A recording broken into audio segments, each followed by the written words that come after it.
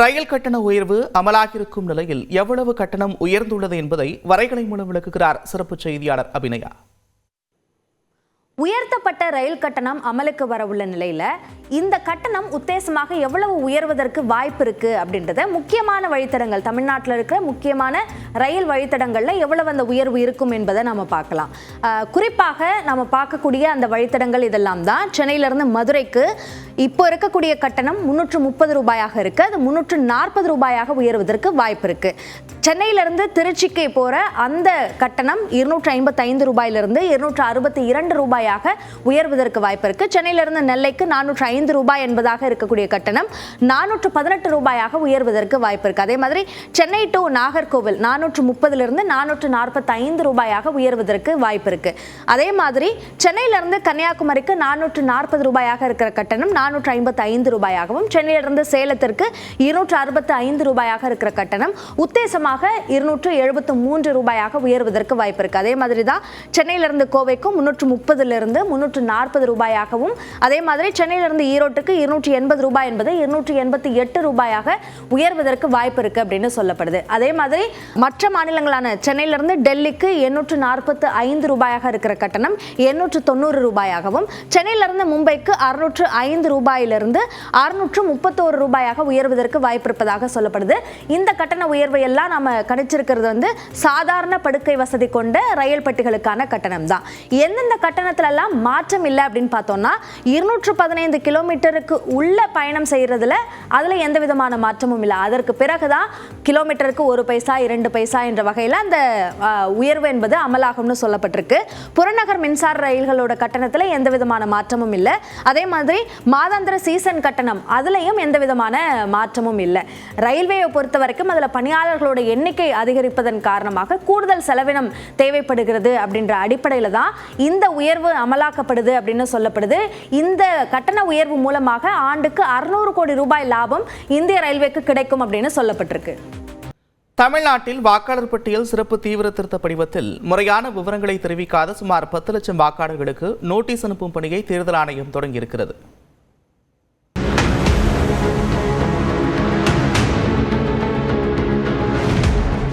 தமிழ்நாட்டில் வாக்காளர் பட்டியல் சிறப்பு தீவிர திருத்த பணி கடந்த டிசம்பர் 14ஆம் தேதியோடு நிறைவடைந்து வரைவு வாக்காளர் பட்டியல் வெளியிடப்பட்டது. அதில் உயிரிழந்தோர், இரட்டை பதிவு, நிரந்தரமாக இடம்பெயர்ந்தவர்கள் என 97 லட்சம் வாக்காளர்கள் நீக்கம் செய்யப்பட்டனர். இந்நிலையில் SIR படிவத்தில் முறையாக விவரங்களை பதிவு செய்யாத சுமார் 10 லட்சம் வாக்காளர்களுக்கு நோட்டீஸ் அனுப்பும் பணியை தேர்தல் ஆணையம் தொடங்கியுள்ளது. அதில் 2002 மற்றும் 2005 வாக்காளர் பட்டியலில் இடம்பெற்றிருந்த குடும்பத்தினரின் பெயர்களை சரியாக பூர்த்தி செய்யாதவர்களுக்கு நோட்டீஸ் அனுப்ப திட்டமிடப்பட்டிருப்பதாக தகவல் வெளியாகி உள்ளது. குறிப்பாக சென்னையில் சுமார் 2.5 லட்சம் வாக்காளர்களுக்கும், திருவள்ளூரில் 1,50,000 வாக்காளர்களுக்கும் நோட்டீஸ் அனுப்ப முடிவு செய்யப்பட்டுள்ளது. இந்த நோட்டீசுகள் சம்பந்தப்பட்ட வாக்காளர்களுக்கு பதிவு தபால் மூலம் அனுப்பப்படும் என்றும் தேர்தல் ஆணையம் தெரிவித்துள்ளது. நோட்டீஸை பெறும் வாக்காளர்கள் தேர்தல் அலுவலர் முன்பு நேரில் ஆஜராகி அதற்குரிய ஆவணங்களை சமர்ப்பிக்க வேண்டுமென்றும் கூறப்பட்டுள்ளது.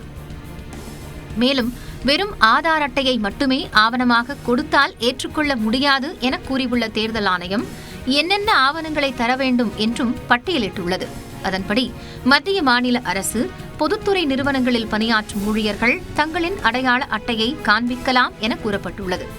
1987 முன்பு வங்கி, அஞ்சல் அலுவலகம், LIC வழங்கிய அடையாள அட்டை அல்லது சான்றிதழையும் ஆவணமாக சமர்ப்பிக்கலாம் என தேர்தல் ஆணையம் தெளிவுபடுத்தி உள்ளது. மேலும் பிறப்புச் சான்றிதழ், பாஸ்போர்ட், கல்வி நிறுவனங்கள் வழங்கிய சான்றிதழ், நிரந்தர வசிப்பிட சான்றிதழ், சாதிச் சான்றிதழ், வன உரிமை சான்றிதழ் உட்பட 13 ஆவணங்களில் ஏதேனும் ஒன்றை சமர்ப்பிக்கலாம் என்றும் தேர்தல் ஆணையம் அறிவுறுத்தியுள்ளது. தேர்தல் ஆணையம் அளித்துள்ள பட்டியலில் இடம்பெற்றுள்ள நிரந்தர வசிப்பிட சான்றிதழ் தமிழ்நாடு அரசின் சேவை மூலம் வழங்கப்பட்டு வந்தது. அதற்கு கட்டணமாக 60 ரூபாய் வசூலிக்கப்பட்ட நிலையில் ஆன்லைனில் கட்டணம் செலுத்தி சான்றிதழ் பெறுவதில் காலதாமதம் ஏற்படுவதாக கூறப்படுகிறது. இந்நிலையில் ஆன்லைனில் நிரந்தர வசிப்பிட சான்றிதழ் பெறுவது தற்காலிகமாக நிறுத்தி வைக்கப்படுவதாக வருவாய்த்துறை செயலாளர் அமுதா தெரிவித்துள்ளார். இது தொடர்பாக மாவட்ட ஆட்சித்தலைவர்களுக்கு கடிதம் எழுதியுள்ள அவர், மண்டல துணை தாசில்தார்கள், தாலுகா தலைமையிடத்து துணை தாசில்தார்கள் தங்கள் கைப்படவே சான்றிதழ்களை வழங்கலாம் என குறிப்பிட்டுள்ளார். இதனை அடுத்த மாதம் 25ஆம் தேதி வரை இலவசமாக வழங்க வேண்டும் என்றும் வருவாய்த்துறை செயலாளர் அமுதா உத்தரவிட்டுள்ளார். தேர்தல் ஆணையம் அனுப்பும் நோட்டீஸை பெறும் வாக்காளர்கள் நேரில் ஆஜராகாவிட்டாலோ, உரிய ஆவணங்களை சமர்ப்பிக்கவில்லை என்றாலோ இறுதி வாக்காளர் பட்டியலில் பெயர் இடம்பெறாது என்றும் தேர்தல் ஆணையம் தெரிவித்துள்ளது. தொடர் விடுமுறையொட்டி தமிழ்நாட்டில் உள்ள முக்கிய சுற்றுலா தலங்களில் மக்கள் குவிந்தனர்.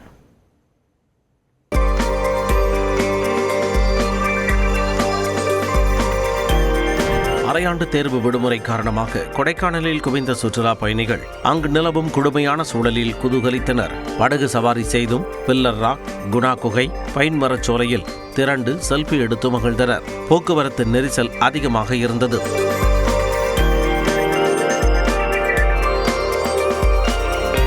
நேரம் ஆக ஆக மணி 12 ஆச்சு. ரொம்ப மிஸ்ட்ரியா இருக்கு. இப்போ பில்லர் ராக்கு பார்க்கலான்னு வந்தோம். பட் இப்பயுமே மிஸ்ட்ரியா தான் இருக்குது. உதகையில் தாவரவியல் பூங்கா, படகு இல்லம், தொட்டபெட்டா மலைச்சிகரம், ரோஜா பூங்கா பகுதிகளில் பெற்றோர் தங்கள் குழந்தைகளுடன் மகிழ்ச்சியாக விடுமுறையை கழித்தனர். கிறிஸ்துமஸ் தாத்தா வேடமணிந்தவர் சிறுவர்களுடன் நடனமாடி உற்சாகப்படுத்தினார்.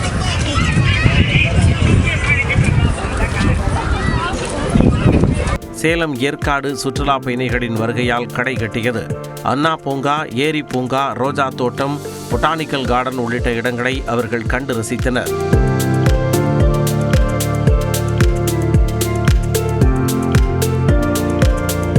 குற்றாலத்தில் பேரருவி, 5 அருவிகளில் தண்ணீர் ஜில்லென கொட்டும் சூழலில் சுற்றுலா பயணிகள், ஐயப்ப பக்தர்கள் உற்சாகத்துடன் குளித்தனர்.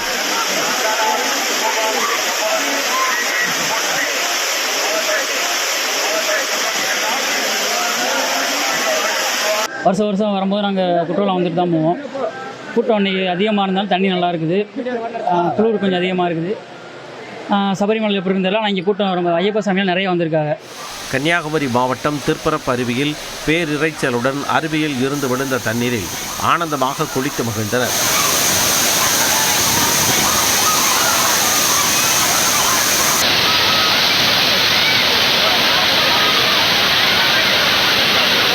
பொள்ளாச்சியை அடுத்த குரங்கருவியில் குவிந்த சுற்றுலா பயணிகள் குடும்பத்துடன் நீராடினர்.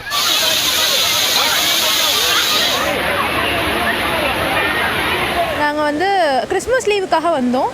ஸோ இந்த பொள்ளாச்சி மங்கி ஃபால்ஸ்க்கு வந்தோம். ஸோ கிளைமேட் தான் ரொம்ப ஜில்லுன்னு இருக்குது. பட் ஃபேமிலியோடு வந்தீங்கன்னா நல்லா என்ஜாய் பண்ணலாம். தண்ணி நல்லா தான் வருது, பட் ரொம்ப ஜில்லுன்னு இருக்குது. சென்னை வண்டலூர் உயிரியல் பூங்காவில் குடும்பத்துடன் குவிந்த மக்கள் விலங்குகள், பறவைகள் உள்ளிட்டவற்றை பார்த்து உற்சாகமடைந்தனர்.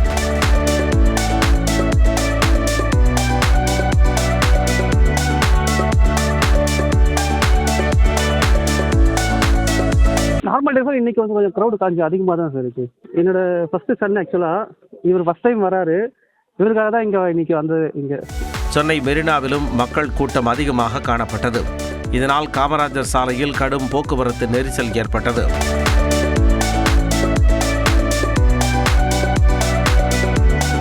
விடுமுறையை முன்னிட்டு சிவகங்கை மாவட்டம் பிள்ளையார்பட்டி கற்பக விநாயகர் கோவில், திருத்தணி சுப்பிரமணிய சுவாமி கோவிலிலும் பக்தர்கள் வருகை அதிகமாக இருந்தது.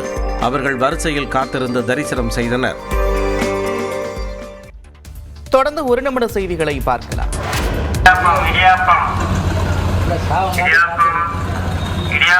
இடியாப்ப சிக்கல் கேள்விப்பட்டிருப்போம். ஆனால் தற்போது இடியாப்பம் விற்பனை செய்யவே சிக்கல் எழுந்திருக்கிறது. ஆம், இனி இடியாப்பம் விற்பவர்களும் உணவு பாதுகாப்புத்துறை உரிமம் பெற்று விற்பனை செய்ய வேண்டும் என்று தமிழக உணவு பாதுகாப்புத்துறை உத்தரவிட்டுள்ளது. தமிழகத்தின் பல்வேறு மாவட்டங்களில் காலை மற்றும் இரவு நேரங்களில் இடியாப்பம் விற்பனை செய்யப்பட்டு வருகிறது. ஒரு சில இடங்களில் இடியாப்பம் சாதாரணமான முறையில் தயாரிக்கப்படுவதில்லை என்ற குற்றச்சாட்டு எழுந்துள்ளது.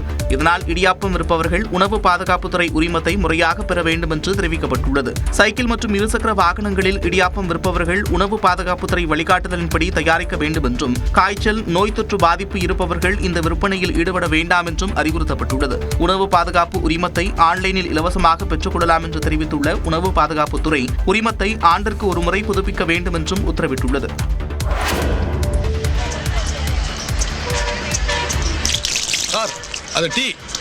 வெந்நீரை கொடுத்தா எப்படியா குடிக்க முடியும்? இதுபோன்று எவையெல்லாம் டீ இல்லை என்பது தொடர்பாக இந்திய உணவு பாதுகாப்பு மற்றும் தர நிர்ணய ஆணையம் விளக்கம் அளித்துள்ளது. இது தொடர்பாக வெளியிடப்பட்டுள்ள அறிவிப்பில் தேயிலையை வைத்து உருவாக்கப்படாதவற்றையும் சில நிறுவனங்கள் தேநீர் என்ற பெயரில் விற்பனை செய்வது தெரியவந்துள்ளதாக குறிப்பிட்டுள்ளது.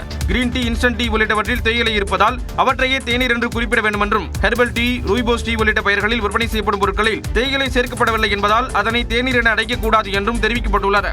இது வாடிக்கையாளர்களுக்கு தவறான தகவலை கொடுக்கும் செயல் என்றும் உணவு பாதுகாப்பு ஆணையம் கூறியிருக்கிறது. எனவே உணவுப் பொருட்கள் விற்பனையாளர்கள் மற்றும் ஆன்லைனில் விற்பனை செய்வோர் தாங்கள் விற்பனை செய்யும் பொருளில் தேயிலை இல்லை என்றால் அதன் அட்டையில் தேநீர் என்ற வார்த்தையை பயன்படுத்தக்கூடாது என்று அறிவுறுத்தியுள்ளது. இது தொடர்பாக மாநில மற்றும் யூனியன் பிரதேசங்களில் உள்ள உணவு பாதுகாப்புத்துறை அதிகாரிகள் ஆய்வு மேற்கொள்ள வேண்டும் என்றும், இந்த விதிமுறைகளை மீறும் நிறுவனங்கள் மீது நடவடிக்கை மேற்கொள்ளவும் வலியுறுத்தப்பட்டுள்ளது.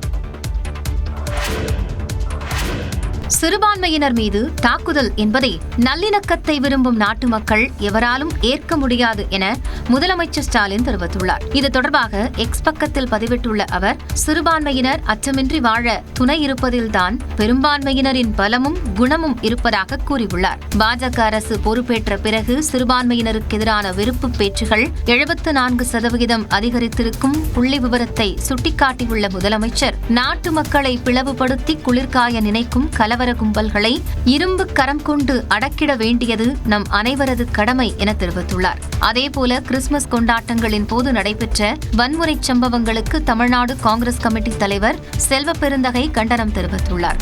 மதவாத கும்பல்களின் வன்முறைகளை மத்திய மற்றும் மாநில அரசுகள் உடனடியாக கட்டுப்படுத்த வேண்டும் என்றும் வலியுறுத்தியுள்ளார். மதிமுக பொதுச் செயலாளர் வைகோ வெளியிட்டுள்ள அறிக்கையில், கிறிஸ்தவ மக்களை தாக்கிய மதவாத கும்பலை வன்மையாக கண்டிப்பதாக கூறியுள்ளார்.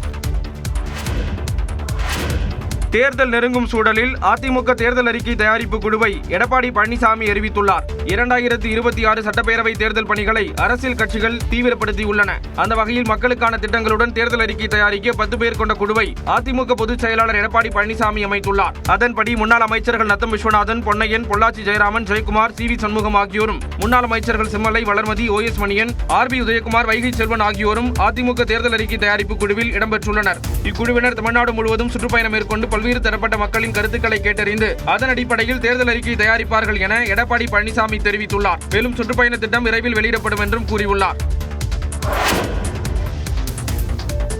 தேமுதிக நிறுவனர் விஜயகாந்தின் நினைவு நாள் நிகழ்வில் பங்கேற்க வருமாறு முதலமைச்சர் மு.க. ஸ்டாலின், எதிர்க்கட்சித் தலைவர் எடப்பாடி பழனிசாமி ஆகியோருக்கு LK சுதீஷ் நேரில் அழைப்புதழ் வழங்கினார். தேமுதிக நிறுவனர் விஜயகாந்தின் 2ஆம் ஆண்டு நினைவு தினம் வரும் 28ஆம் தேதி கடைபிடிக்கப்படுகிறது. இந்நிகழ்வில் பங்கேற்க வருமாறு கட்சி பேதமின்றி அனைவருக்கும் தேமுதிக தரப்பில் அழைப்புதழ் வழங்கப்பட்டு வருகிறது. அந்த வகையில் திமுக தலைவரும் முதலமைச்சருமான மு.க. ஸ்டாலினை நேரில் சந்தித்த தேமுதிக பொருளாளர் LK சுதீஷ் அழைப்புதழை வழங்கினார். அப்போது தேமுதிக தலைமை நிலைய செயலாளர் பார்த்தசாரதி உடன் இருந்தார். அதேபோல சென்னை பசுமை வழிச்சாலையில் உள்ள இல்லத்தில் அதிமுக பொதுச் செயலாளர் எடப்பாடி பழனிசாமியை நேரில் சந்தித்து அழைப்புதழ் வழங்கினார். தொடர்ந்து செய்தியாளர்களிடம் பேசிய LK சுதீஷ், அரசியல் ரீதியாக பேசினீர்களா என்ற கேள்விக்கு பதிலளித்தார். இன்னைக்கு நாங்கள் தலைவருடைய குரு பூஜைக்கு அழைப்பு கொடுத்தோம். வேற இதை பற்றி பேசிக்கலாம். கூட்டணி முடிவுகளை பொதுச் செயலாளர் பிரேமலதா எடுப்பார் என்றும் LK சுதீஷ் கூறினார். எந்த கட்சி சார்பாக அந்த அறிவிப்பு வந்ததா நீங்க சொல்றீங்களோ, இதுவே அந்த கட்சிக்கு அழிவு காலத்தை உண்டாக்கும் என்பதையும் நான் உறுதியா சொல்றேன். இது அந்த கட்சியில் இருக்கிற நிர்வாகிகளோ தொண்டர்களோ ஏத்துக்குவாங்களா? தேமுதிகவிற்கு 6 சீட் ஒதுக்கீடு என வெளியான தகவல் குறித்து தேமுதிக பொதுச் செயலாளர் பிரேமலதா விஜயகாந்த் காட்டமாக பேசிய காட்சிகளே இவை. சென்னை கோயம்பேட்டில் உள்ள தேமுதிக அலுவலகத்தில் கிறிஸ்துமஸ் பண்டிகை கொண்டாடப்பட்டது. அப்போது பேசிய பிரேமலதா, இயேசு போன்று கருணை உள்ளத்தோடு விஜயகாந்த் வாழ்ந்ததாக குறிப்பிட்டார். நம்ம கேப்டன் பிறந்தது ஆகஸ்ட் 25, நம்ம ஜீசஸ் கிரைஸ்ட் பிறந்தது டிசம்பர் 20. ஜீசஸ் மாதிரி நம்ம கேப்டனும் தன்னால் முடிந்ததை மக்களுக்கு உதவி செய்து ஒரு இலக்கணமா உதாரணமா வாழ்ந்து போயிருக்காரு.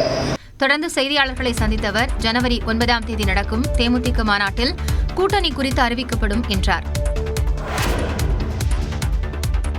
பூத் பொறுப்பாளர்களே கிடையாது, கட்டமைப்பே கிடையாது. 234 தொகுதி இருக்கு. வரிசையா ஒரு 10-15 பேரை வரிசையா சொல்லுங்க பார்ப்போம். ரெண்டாவது அதுக்கு பிறகு பேசிக்கலாம். தாவேகாவில் கட்சிக்கான கட்டமைப்பே இல்லை என தமிழக பாஜக தலைவர் நயினார் நாகேந்திரன் விமர்சித்துள்ளார்.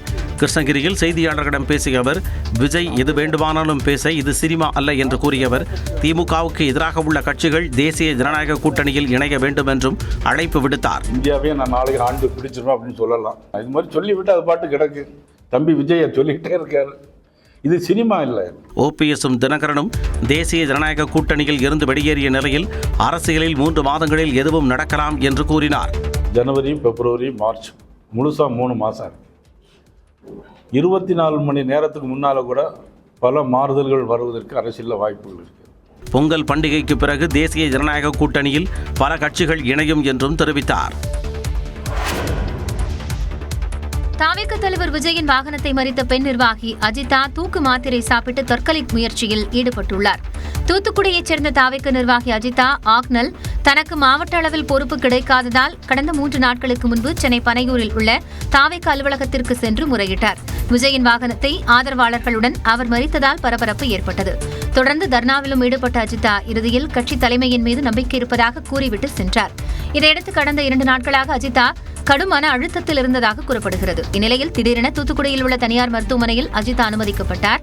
அவர் அதீத தூக்கு மாத்திரைகளை உட்கொண்டு தற்கொலை முயற்சியில் ஈடுபட்டதாக அஜிதாவின் கணவர் தெரிவித்துள்ளார். மருத்துவமனையில் அஜிதாவிற்கு தீவிர சிகிச்சை அளிக்கப்பட்டு வருகிறது.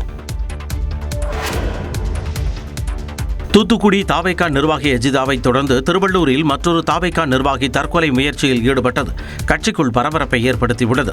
திருவள்ளூர் மாவட்டம் பூண்டி ஒன்றியத்திற்குட்பட்ட திருப்பாச்சூர் பகுதியைச் சேர்ந்தவர் தாவேகா நிர்வாகி சத்யநாராயணன்.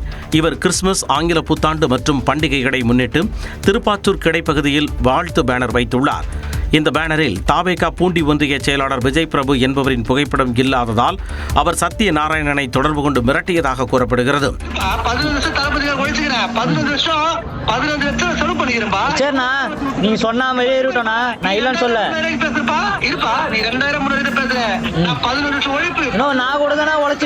இதனால் மனமுடைந்த சத்யநாராயணன் பினாயிலை குடித்து தற்கொலைக்கு முயன்ற நிலையில் வீட்டில் இருந்தவர்கள் அவரை திருவள்ளூர் அரசு மருத்துவக் கல்லூரி மருத்துவமனைக்கு கொண்டு சென்றனர். இந்நிலையில் அங்கு 3வது மாடியில் அனுமதித்து அவருக்கு சிகிச்சை அளிக்கப்பட்டு வந்த சூழலில் அவரிடம் காவல்துறையினர் விசாரணை மேற்கொண்டனர். இதையடுத்து அவர் மருத்துவமனையில் இருந்து திடீரென தப்பியோடியதால் சலசலப்பு ஏற்பட்ட நிலையில் காவல்துறையினர் அவரை தேடி வருகின்றனர். நமஸ்தே சார். நேசிகா ஜி வணக்கம். வணக்கம் சார். மேட்டுப்பாளையம் அருகே கேலோ இந்தியா விளையாட்டுப் போட்டி பரிசளிப்பு விழாவில் காணொலி காட்சி மூலம் உரையாற்றிய பிரதமர் மோடி மாணவி ஒருவரிடம் தமிழில் வணக்கம் கூறிய காட்சிதான் இது. நீலகிரி நாடாளுமன்ற தொகுதிக்கு உட்பட்ட பகுதிகளில் நடைபெற்ற கேலோ இந்தியா விளையாட்டுப் போட்டிக்கான பரிசளிப்பு விழா மேட்டுப்பாளையத்தில் நடைபெற்றது. இதில் தமிழ்நாட்டைச் சேர்ந்த நேசிகா என்ற மாணவியுடன் பிரதமர் மோடி கலந்துரையாடினார். I am a national level cycle polo player and a state level kabaddi player. Wow.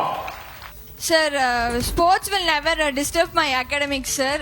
After 5 every day, 1 hour practice I'll be taking in the school, sir. இந்நிகழ்ச்சியின் முடிவில் செய்தியாளர்களிடம் பேசிய மத்திய இணையமைச்சர் எல் முருகன், கேலோ இந்தியா விளையாட்டுப் போட்டிகள் மூலம் வீரர்களை சர்வதேச அளவுக்கு கொண்டு செல்வதே மத்திய அரசின் இலக்கு என்றார். விளையாட்டு திருவிழாக்கள் மூலமாக இளைஞர்களை, நம்முடைய விளையாட்டு வீரர்களை அடையாளம் கண்டு அவர்களுடைய திறமைக்கு முக்கியத்துவம் கொடுத்து அவர்களை சர்வதேச அளவில், இந்திய அளவில், தேசிய அளவில் அவர்களுடைய திறமையை எடுத்து செல்வதற்கு ஒரு அருமையான இந்த விளையாட்டு திருவிழா. இந்நிகழ்ச்சியில் இசையமைப்பாளர் ஜி வி பிரகாஷ், முன்னாள் தடகள வீராங்கனை பி டி உஷா உள்ளிட்டோர் கலந்து கொண்டு பரிசுகளை வழங்கினர்.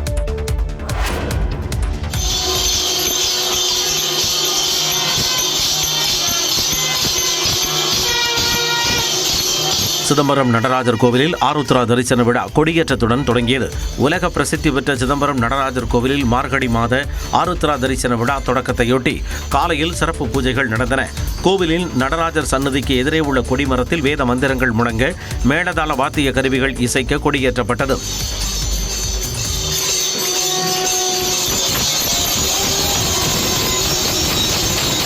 ஜனவரி 2ஆம் தேதி தேரோட்டமும் 3ஆம் தேதி ஆருத்ரா தரிசன விழாவும் நடைபெறவுள்ளது.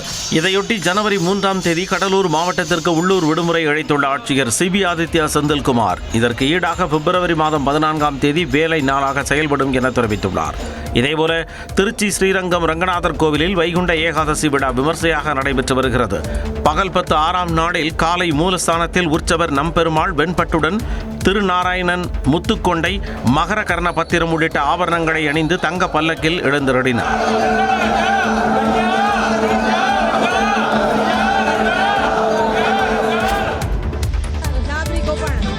ઉલ્લાસ સાથે અભિવાદન કરતા એક મનોરંજન જગાવતું ફેરી ટેલ કથકલી ગુજરાતનો ગરબો મહારાષ્ટ્રની લેઝિમ குஜராத் மாநிலம் அகமதாபாத்தில் பாரம்பரிய கலை நிகழ்ச்சிகளுடன் கங்காரியா திருவிழா களை கட்டிய காட்சிகள்தான் இவை. அகமதாபாத்தில் உள்ள கங்காரியா ஏரியில் சுற்றுலா பயணிகளை கவரும் விதமாக ஆண்டுதோறும் கங்காரியா திருவிழா நடத்தப்பட்டு வருகிறது. அதன்படி 16வது ஆண்டு திருவிழாவை முதலமைச்சர் பூபேந்திர பாட்டீல் தொடங்கி வைத்தார். மாநிலத்தின் கலாச்சாரத்தை பிரதிபலிக்கும் வகையில் நடன கலைஞர்கள் பல்வேறு உடைகளை அணிந்து பாரம்பரிய கலை நிகழ்ச்சிகளை அரங்கேற்றினர்.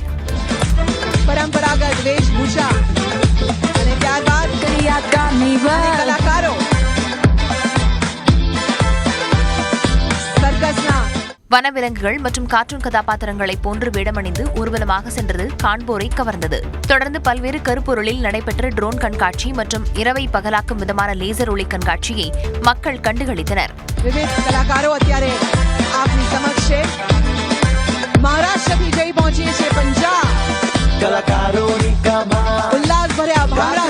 கங்காரியா திருவிழா வரும் 31ஆம் தேதி வரை நடைபெறவுள்ளது. நாள் ஒன்றுக்கு 1 லட்சம் சுற்றுலா பயணிகள் பங்கேற்கலாம் என்பதால் விரிவான ஏற்பாடுகள் செய்யப்பட்டுள்ளன.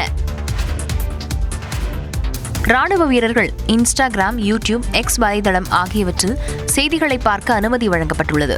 ராணுவ ரகசியங்கள் கசிவதை தடுக்கும் வகையில் சமூக ஊடகங்களை ராணுவ வீரர்கள் பயன்படுத்துவது குறித்து இந்திய ராணுவம் புதிய வழிகாட்டு நெறிமுறைகளை வெளியிட்டுள்ளது. அதன்படி தகவல்களை தெரிந்து கொள்ள இன்ஸ்டாகிராம் சமூக ஊடகத்தில் பதிவுகளை பார்க்கலாம். ஆனால் அதில் புகைப்படம் வெளியிடுவது, கருத்து பதிவேற்றம் செய்வது, பதிவுகளை பகிர்வது, விருப்பம் தெரிவிப்பது அல்லது செய்தி அனுப்புவது போன்ற நடவடிக்கைகளில் ஈடுபடக்கூடாது என்று கட்டுப்பாடு விதிக்கப்பட்டுள்ளது. எக்ஸ், யூடியூப் மற்றும் குவாரா ஆகிய சமூக ஊடகங்களுக்கும் இந்த விதிமுறைகள் பொருந்தும் என்று தெரிவிக்கப்பட்டுள்ளது. தெரிந்த நபர்களுடன் மட்டும் ஸ்கைப், வாட்ஸ்அப், டெலிகிராம் மற்றும் சிக்னல் ஆகிய செயலிகள் மூலம் பொதுவான தகவல்களை பரிமாறிக்கொள்ளலாம் என்றும், லிங்க்டின் இணையதளத்தில் வேலைவாய்ப்பு குறித்து விண்ணப்பங்களை பதிவேற்றம் செய்யலாம் என்றும் கட்டுப்பாடுகள் விதிக்கப்பட்டுள்ளன. இந்த புதிய விதிமுறைகள் உடனடியாக அமலுக்கு வந்துள்ளதாகவும் இந்திய ராணுவம் தெரிவித்துள்ளது. ஜிமெயில் முகவரியை மாற்றிக்கொள்ள முடியாமல் அவதிப்படுகிறீர்களா? உங்களுக்காகவே புதிய அறிவிப்போடு வந்திருக்கிறது கூகுள் நிறுவனம். அலுவலக தேவை, விண்ணப்ப பதிவு முதல் பல்வேறு விஷயங்களுக்கும் ஜிமெயில் முகவரி இங்கு இன்றியமையாததாக உள்ளது. மின்னஞ்சலில் பல்வேறு வசதிகளை கூகுள் நிறுவனம் கொண்டு வந்தாலும் ஜிமெயில் முகவரியை மாற்ற பெரும்பாலானோருக்கு அனுமதி அளித்தது இல்லை. இந்த நிலையில் புதிய வழியை அறிமுகப்படுத்த தயாராகி வருகிறது கூகுள் நிறுவனம்.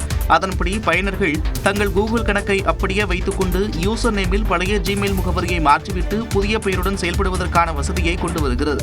இந்த மாற்றத்தால் பெரிய சிக்கல் ஏற்படாது எனவும், பழைய மற்றும் புதிய ஜிமெயில் முகவரிகளுக்கு அனுப்பப்படும் அனைத்து மின்னஞ்சல்களுமே இன்பாக்ஸிற்கு வரும் என்றும் தெரிவிக்கப்பட்டுள்ளது. இதேபோல YouTube, Google maps, drive, Google play போன்ற கூகுள் சேவைகளில் சைன்இன் செய்ய இந்த 2 முகவரிகளில் எதை வேண்டுமானாலும் பயன்படுத்திக் கொள்ளலாம். பயனர்களின் தரவுகளுக்கு எந்த பாதிப்பும் ஏற்படாது என்று தெரிவிக்கப்பட்டுள்ளது. பயனர்கள் தங்கள் ஜிமெயில் முகவரியை மாற்றிய பிறகு அடுத்த 12 மாதங்களுக்கு அந்த புதிய முகவரியை மாற்றவோ அல்லது நீக்கவோ முடியாது என்பது போன்ற கட்டுப்பாடுகளும் இதில் கொண்டுவரப்படுகிறது. இந்த புதிய வசதி படிப்படியாக அனைத்து பயனர்களுக்கும் வெளியிடப்படும் என்று கூகுள் நிறுவனம் கூறியிருக்கிறது. குற்றவாளிகளை எளிதில் அடையாளம் காண உதவும் வகையில் தேசிய மக்கள் தொகை பதிவேடு தரத்தளத்துடன் தேசிய உளவு தகவல் சேகரிப்பு மையம் இணைக்கப்பட்டிருக்கிறது. இதன் மூலம் 119 கோடி பேரின் குடும்ப விவரங்களை காவல்துறை மற்றும் மத்திய புலனாய்வு முகமைகள் எளிதில் அணுக முடியும் என்று மத்திய அரசு தெரிவித்துள்ளது.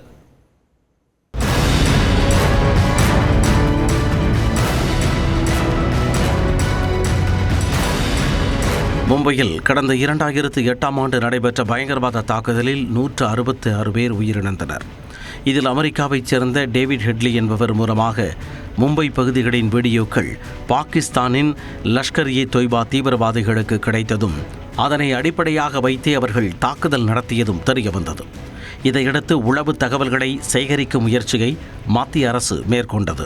அந்த வகையில் நாட்டு மக்கள் தொடர்பான முக்கியமான அனைத்து விவரங்களையும் ஓரிடத்தில் சேகரித்து வைத்து உரிய நேரத்தில் புலனாய்வு அமைப்புகளுக்கு வழங்க வகை செய்யும் நெட்கிரிட் எனப்படும் தேசிய உளவு தகவல் சேகரிப்பு மையம் என்ற அமைப்பை உருவாக்கியது. இது கடந்த ஆண்டு முதல் செயல்பாட்டில் உள்ளது. இதில் நாட்டு மக்களின் வங்கி பண பரிவர்த்தனைகள், விமானம் மற்றும் ரயில்களில் பயணிக்கும் பயணிகள், வெளிநாடுகளில் இருந்து இந்தியா வருபவர்கள், குடியேற்ற தகவல்கள், வரி செலுத்துபவர்கள், கடன் அட்டைகளை வாங்குபவர்கள், தொலைத்தொடர்பு நிறுவனங்கள் என அனைத்து விவரங்களும் உடனுக்குடன் இந்த அமைப்பில் சேகரிக்கப்பட்டு வருகின்றன.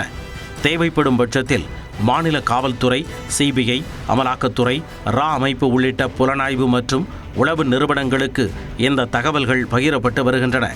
குற்ற வழக்குகளில் விரைவான விசாரணைக்காக இந்த அமைப்பை அதிகமாக பயன்படுத்துவதை மத்திய உள்துறை அமைச்சகம் ஊக்குவித்து வருகிறது. இந்த தரவு தளத்தில் இருந்து சராசரியாக மாதத்திற்கு 45,000 தகவல்களை காவல்துறை மற்றும் மத்திய புலனாய்வு அமைப்புகள் திரட்டி வருகின்றன. இந்நிலையில் குற்றவாளிகளை எளிதில் அடையாளம் காணும் வகையில் NPR எனப்படும் தேசிய மக்கள் தொகை பதிவேடு தரவு தடத்துடன் தேசிய உளவு தகவல் சேகரிப்பு மையம் இணைக்கப்பட்டுள்ளது. தேசிய மக்கள் தொகை பதிவேட்டில் குடிமக்களின் பெயர், பிறந்த தேதி, பிறந்த இடம், பெற்றோர் விவரம், திருமண நிலை, குடியிருப்பு முகவரி, கல்வி நிலை, தொழில் போன்ற 21 வகையான தனிப்பட்ட விவரங்கள் இடம்பெற்றிருக்கும்.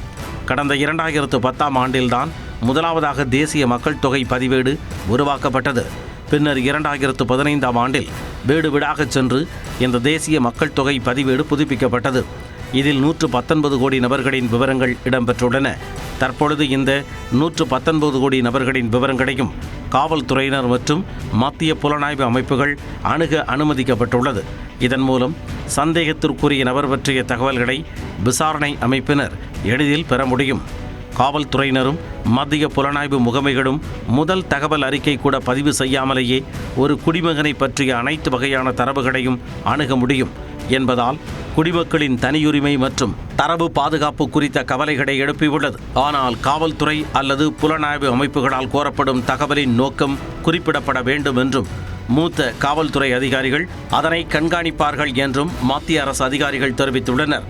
இந்த தகவல்களை கொண்டு குற்றவாளிகளை எளிதில் அடையாளம் காண முடியும் என்றும் தீவிரவாதிகள் அல்லது தீவிரவாதிகள் என சந்தேகிக்கப்படுவோரின் நடவடிக்கைகளையும் தொடர்ந்து கண்காணிக்க இயலும் என்று மத்திய அரசு தரப்பில் தெரிவிக்கப்பட்டுள்ளது. தொடர்ந்து எக்ஸ்பிரஸ் 8 செய்திகளை பார்க்கிறார். திருவண்ணாமலை நகருக்குள் ஏற்படும் போக்குவரத்து நெரிசலை கட்டுப்படுத்த ரயில்வே மேம்பாலம் அருகே புதிய ரவுண்டானா அமைக்கப்படும் இடத்தினை பொதுப்பணித்துறை அமைச்சர் ஏவாவேலு பார்வையிட்டு ஆய்வு செய்தார். திருவண்ணாமலை நகரில் உள்ள பெரியார் சிலையை அகற்றி மறுசீரமைப்பு செய்து வைப்பது தொடர்பாகவும் ஆலோசிக்கப்பட்டது. கிருஷ்ணகிரி பாஜக அலுவலகத்தில் மாநில தலைவர் நைனா நாகேந்திரனுக்கு சால்வை அணிவிக்க கூடாது என கூறியதால் ஆத்திரமடைந்த நிர்வாகி ஒருவர் சால்வைகளை கீழே போட்டு தீயிட்டு கொடுத்து முயன்றதால் பரபரப்பு ஏற்பட்டது. பாஜகவில் கிருஷ்ணகிரி நகர செயலாளராக பொறுப்பில் உள்ள வடிவேலன் என்பவரை கட்சியின் மாநில தலைவர் நைனா நாகேந்திரனுக்கு சால்வை அணிவிக்க கூடாது என மாவட்ட நிர்வாகிகள் தடுத்துள்ளனர். இதனால் ஆத்திரமடைந்த வடிவேலன் கையில் வைத்திருந்த சால்வைகளை சாலையில் போட்டு தீ வைத்து கொடுத்து முயன்றார்.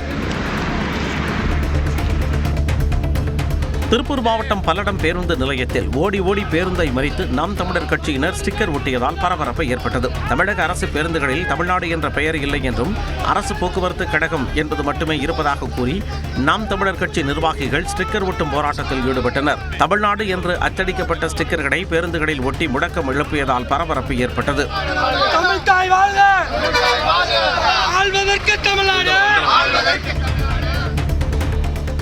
மதுரையில் போலி ஆவணங்கள் மூலமாக பாஸ்போர்ட் வழங்கிய வழக்கில் உதவி பாஸ்போர்ட் அதிகாரி உட்பட 9 பேருக்கு சிறை தண்டனை விதித்து மாவட்ட சிபிஐ நீதிமன்றம் தீர்ப்பளித்தது. 2009 மதுரையில் உள்ள பாஸ்போர்ட் அலுவலகத்தில் 22 பேருக்கு போலி பாஸ்போர்ட் வழங்கப்பட்டதாக எழுந்த குற்றச்சாட்டு உறுதியானது. பக்ருதீன், ஷாஜஹான், செல்வதுரை, சுரேஷ் பாபு ஆகியோருக்கு தலா 4 ஆண்டுகளும், மதுரை மண்டல உதவி பாஸ்போர்ட் அதிகாரி கீதாபாய், இப்ராஹிம் மீரான், சுனிதா பானு ஆகியோருக்கு தலா 3 ஆண்டுகளும், அன்பழகன், தங்கவேலு ஆகியோருக்கு தலா 2 ஆண்டுகளும் சிறை தண்டனை விதித்து நீதிபதி சண்முகவேல் தீர்ப்பளித்தார்.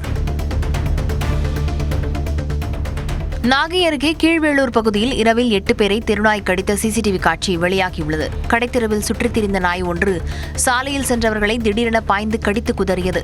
கை, கால், காது, உதடு உள்ளிட்ட இடங்களில் காயமடைந்த 8 பேருக்கு ஒரத்தூர் அரசு மருத்துவக் கல்லூரி மருத்துவமனையில் சிகிச்சை அளிக்கப்பட்டது.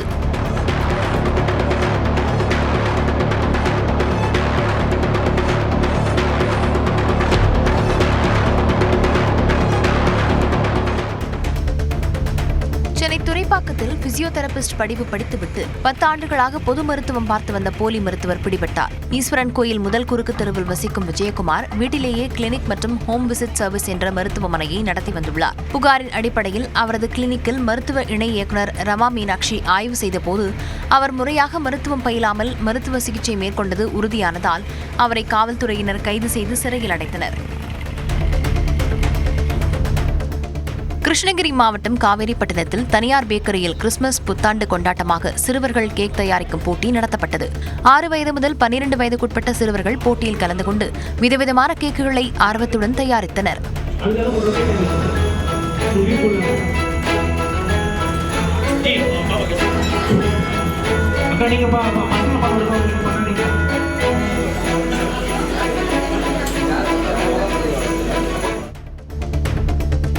புதுக்கோட்டை மாவட்டம் அறந்தாங்கி அருகே மீமிசல் காவல் எல்லைக்குட்பட்ட பகுதிகளில் கடந்த ஒரு மாதத்தில் பல இடங்களில் வழிப்பறியில் ஈடுபட்ட 6 பேரை காவலர்கள் கைது செய்தனர். கைது செய்யப்பட்டவர்களிடமிருந்து இருசக்கர வாகனங்களை பறிமுதல் செய்தனர்.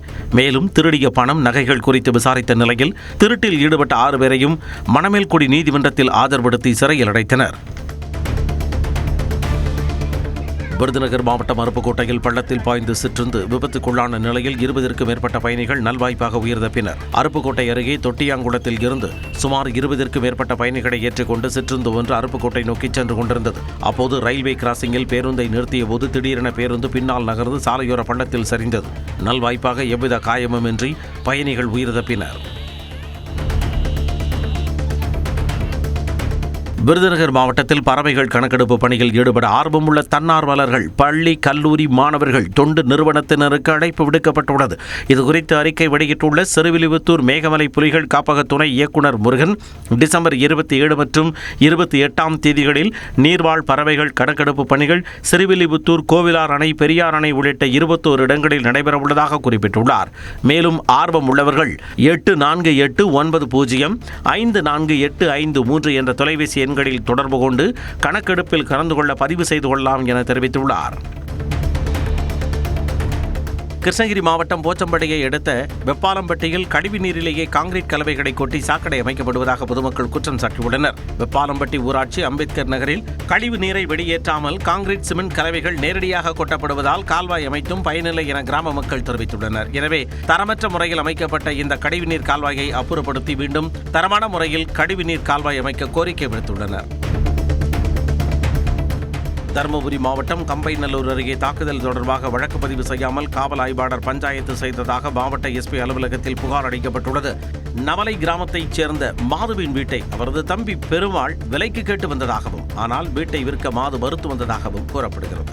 இதனால் ஆத்திரமடைந்த பெருமாள் 10 பேருடன் சென்று மாது, அவரது மனைவி, அவர்களின் மருமகளை தாக்கியதாக கூறப்படுகிறது. இதுபற்றி புகார் அளித்தபோது வழக்கு பதிவு செய்யாமல் காவல் ஆய்வாளர் ஜெய்கீர்த்தி பஞ்சாயத்து செய்ததாக எஸ்பியிடம் புகார் அளிக்கப்பட்டுள்ளது.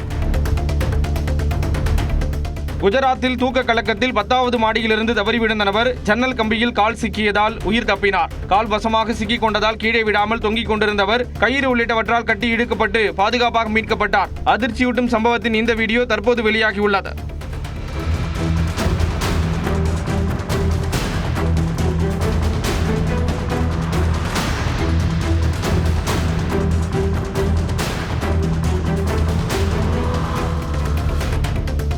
தென்மண்டல பல்கலைக்கழகங்களுக்கு இடையேயான ஆண்களுக்கான டேபிள் டென்னிஸ் போட்டி சென்னை கிழக்கு கடற்கரை சாலையில் உள்ள தனியார் பல்கலைக்கழக வளாகத்தில் துவங்கியது. 4 நாட்கள் நடைபெறும் இந்த போட்டியில் தமிழ்நாடு, புதுச்சேரி, ஆந்திர பிரதேசம், தெலுங்கானா, கர்நாடகா, கேரளா ஆகிய 6 மாநிலங்களைச் சேர்ந்த 90 பல்கலைக்கழகங்களில் இருந்து 450 வீரர்கள் உற்சாகத்துடன் கலந்து கொண்டுள்ளனர்.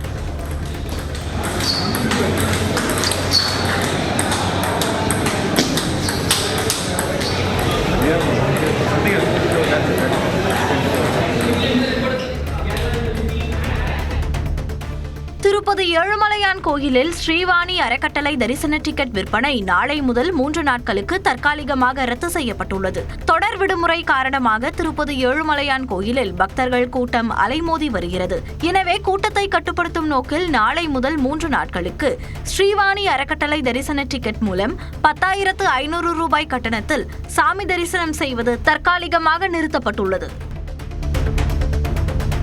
உலக பேட்மிண்டன் சம்மேளனத்தின் விளையாட்டு வீரர்கள் கமிஷனின் தலைவராக இந்திய வீராங்கனை PV சிந்து தேர்ந்தெடுக்கப்பட்டுள்ளார். இந்தியாவுக்காக 2 முறை ஒலிம்பிக் பதக்கம் வென்றவரான PV சிந்து 2017 முதல் இந்த கமிஷனில் உறுப்பினராக பணியாற்றி வந்தார். இந்நிலையில் இந்த சம்மேளனத்தின் விளையாட்டு வீரர்கள் கமிஷனின் தலைவராக தேர்வாகியுள்ளார். 2026ஆம் ஆண்டு முதல் 2029ஆம் ஆண்டு வரை PV சிந்து பதவி வகிப்பார் என தெரிவிக்கப்பட்டுள்ளது. ஆழிப்பேரலையின் கோர தாண்டவத்தின் 21வது ஆண்டு நினைவு தினம் இன்று அனுசரிக்கப்படுகிறது.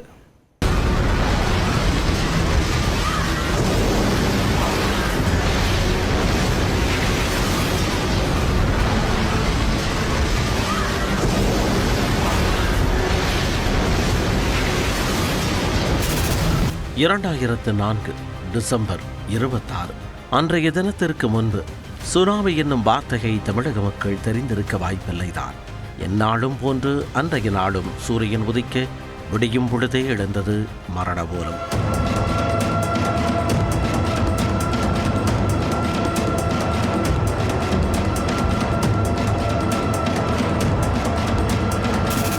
பெண்களையும் பச்சிளங்குழந்தைகளையும் மொத்தமாக தின்று தீர்த்தது கடல். சுமத்ரா தீவில் ஏற்பட்ட நிலநடுக்கத்தால் எழுந்த ஆழிப்பேரலை தமிழக கடலோர பகுதிகளை வாரி சுருட்டியது. வந்த வேகத்தில் பல்லாயிரத்திற்கு மேற்பட்ட உயிர்களை சூறையாடி மௌனமாய் திரும்பிச் சென்றன கடல் அலைகள். பெற்றோர், குழந்தைகள், உடன் பிறந்தோர், நண்பர்கள், கணவன், மனைவி என ஒட்டுமொத்த உறவுகளையும் ஆழிப்பேரலைக்கு பலி கொடுத்து கடல் மண்ணில் நிற்கதியாய் நின்று கதறி அழுதோரின் மூலம் உலகம் முழுக்க நடுங்க வைத்தது.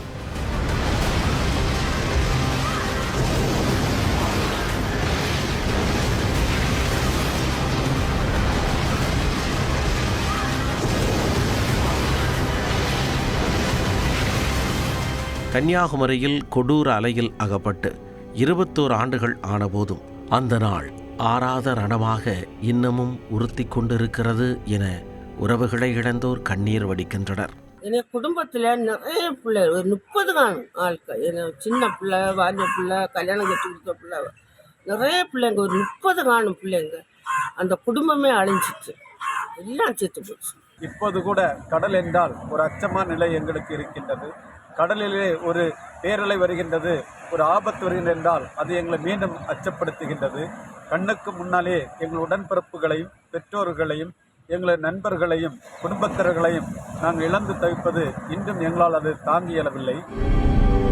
நாகையில் எல்லை மீறி பொங்கி எழுந்த ஆழிப்பேரலைகள் அனைத்தும் தங்கள் நெஞ்சத்திற்குள் இன்றும் பதைபதைப்பை தருவதாக சுனாமியில் இருந்து தப்பியோர் சொல்கின்றனர். கிரிக்கெட் விளையாண்டுட்டு இருந்தப்ப சுனாமி வந்துச்சுன்னு எல்லாம் ஓடுறாங்க, நானும் ஓடினேன். எங்க அக்கா பிள்ளைங்க, எங்க பக்கத்து வீட்டு பெரியவங்க எல்லாமும் காப்பாத்து கத்துறாங்க. என்னையே என்னால காப்பாத்திக்க முடியல. நான் ஓடி நின்னதே தண்ணி பந்தல்ல தான் ஓடி நின்னேன். திரும்பி வரக்குள்ள ஒரு வேளாங்கண்ணி போனோம், எங்கூர் போனோம், எல்லாமும் வரிசையெல்லாம் அப்படியே கடை நீட்டு ஒதுங்கி இருந்துச்சு.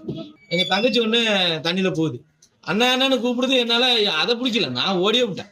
அது எங்கதான் ஓடனே தெரியல. அது இன்னைக்கு நல்லா இருக்கு. வயசு சின்ன வயசுங்கிறதுனால ஒரு பதட்டமும் பயமும் தான் இருந்துச்சு, வரைய இந்த மாதிரி தெளிவில்லை. எங்க போட்டெல்லாம் கிட்டத்தட்ட ஒரு 4 கிலோமீட்டர் தள்ளி காட்டுக்குள்ள கிடந்துச்சு. அன்னைக்கு நான் கடலுக்கு போகல. தென்னை மரத்தை தென்னை மட்டைகள்லாம் பிடிச்சி கூட மேலே உயர ஏறி அப்படியெல்லாம் உயிர் தப்பிச்சிருக்கோம். சுனாமி ஏற்பட்டதுலேருந்து சுமார் 80 நாள் வரைக்கும் கூட நாங்கள் கடலுக்கு போக முடியலை. அது அந்த அளவுக்கு எங்களுக்கு ஒரு பயம். சுனாமி பாதிப்பால் மக்கள் மனதில் உண்டான வடு இன்னும் மறையவில்லை. ஆழிப்பேரலை தந்த ரணங்களோடு ஆண்டுதோறும் டிசம்பர் 26 மௌனத்தின் உச்சத்தில் கடந்து செல்கின்றனர் உறவுகளை இழந்த உயிர்கள்.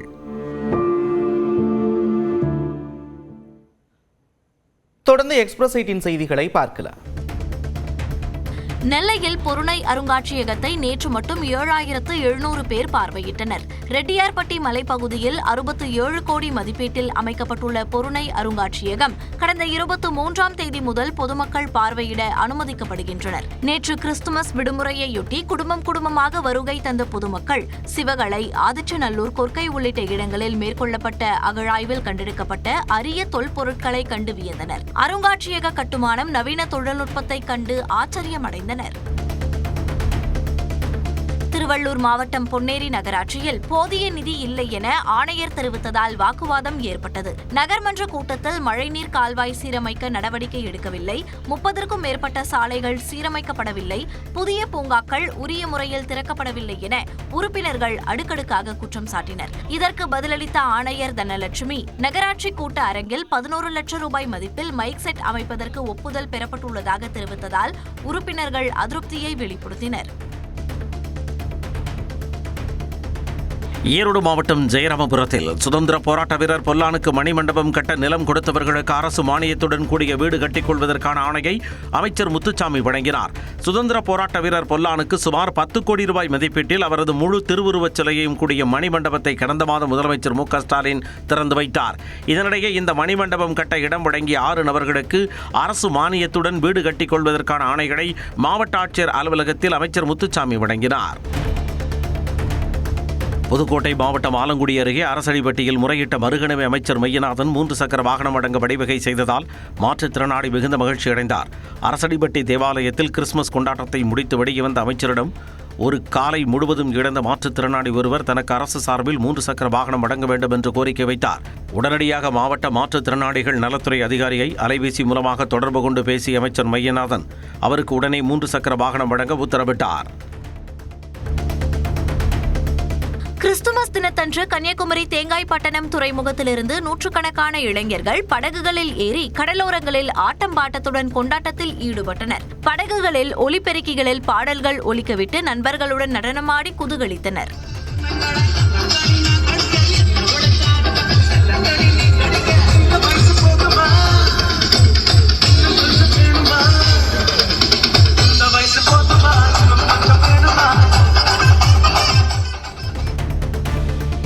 மாவட்டம் உத்தமசோழபுரம் அருகே விவசாயி வீட்டில் 60 சவரன் நகை மற்றும் 65,000 ரூபாய் ரொக்கம் கொள்ளையடிக்கப்பட்டது குறித்து காவல்துறை விசாரித்து வருகின்றனர்.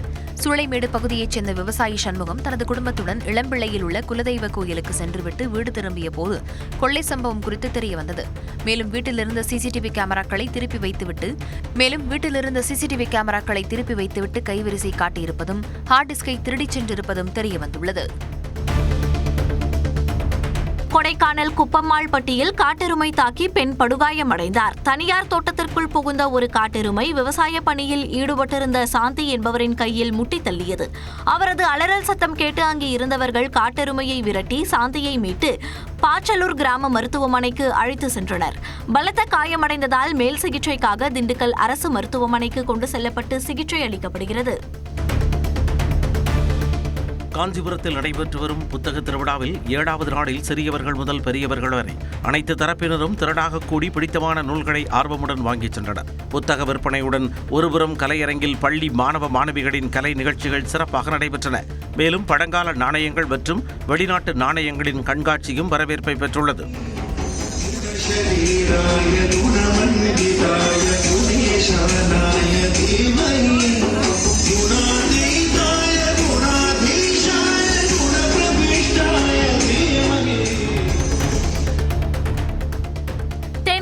பெரியாற்றில் மாயமான 14 வயது சிறுவனை தேடும் பணி 25 நாட்களை கடந்ததால் தேடுதல் பணி நிறுத்தப்பட்டது.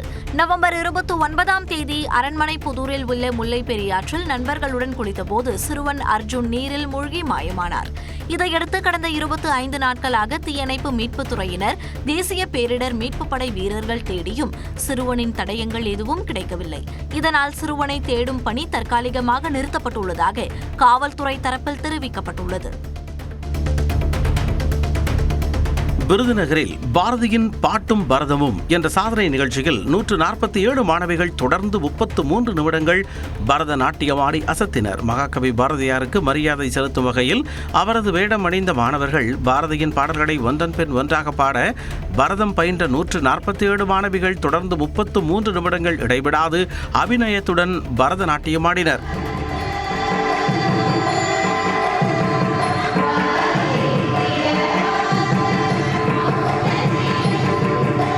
இந்நிகழ்வை டுவைன் வேர்ல்ட் புக் ஆஃப் ரெக்கார்ட்ஸ் நிறுவனம் உலக சாதனையாக பதிவு செய்து சான்றிதழ் வழங்கியது.